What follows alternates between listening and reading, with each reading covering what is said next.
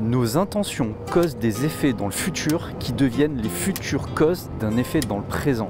Ouais, c'est pas faux. Cette phrase de Philippe Guillemant pourrait résumer à elle seule le film Tenet de Christopher Nolan. Et si au final, la réalité rejoignait la fiction ?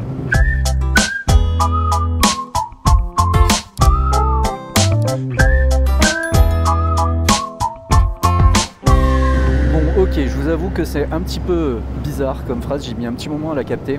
Mais au final, c'est assez simple à comprendre. C'est en fait tout simplement pour moi une synthèse de ce qu'on appelle le pouvoir de l'intention. Donc si ça vous intéresse, je vous renvoie vers le documentaire de la chaîne Tistria qui en parle vraiment très bien. Mais au final, le pouvoir de l'intention, qu'est-ce que c'est ? Bah tiens, on revient toujours sur le même exemple. Là. Je suis en moto, je suis sur la route, et imaginons la sortie de virage, je me retrouve avec un caillou sur la route. Ce caillou, si je le regarde, je vais aller dessus. Si je vais aller dessus, je vais me le prendre. Si je vais me le prendre, je vais me boiter. Mais du fait même de le regarder, vu que la moto va là où on pose le regard, tout mon corps va aller dans le sens de mon regard et donc du caillou. Ça peut être imperceptible et pourtant ça peut avoir des conséquences énormes. Par exemple, au para, quand on est en l'air, on nous dit qu'il ne faut jamais regarder le sol. Parce que c'est tout bête. Le fait de vouloir regarder le sol, on va baisser les yeux. Le fait de baisser les yeux, on va baisser la tête. Le fait de baisser la tête, on va baisser le haut du corps. Le fait de baisser le haut du corps, on va baisser tout le corps. Et en fait, on va partir en avant. C'est pour ça qu'on doit toujours regarder au loin pour avoir une belle position bien stable, bien plane.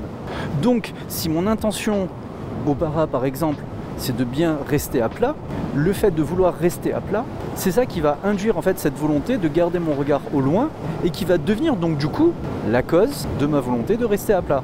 Au même titre que le caillou, le fait de vouloir passer là où il n'y a pas le caillou, c'est ça qui va générer mon comportement au guidon et c'est pour cette raison-là que je vais maintenant me positionner de sorte à éviter ce caillou. Nos intentions causent des effets dans le futur, éviter le caillou, qui deviennent les futures causes d'un effet dans le présent. Ma future cause, c'est d'éviter le caillou. En gros, c'est aussi basique que ça. Et le pouvoir de l'intention, en fait, au final, c'est la même chose.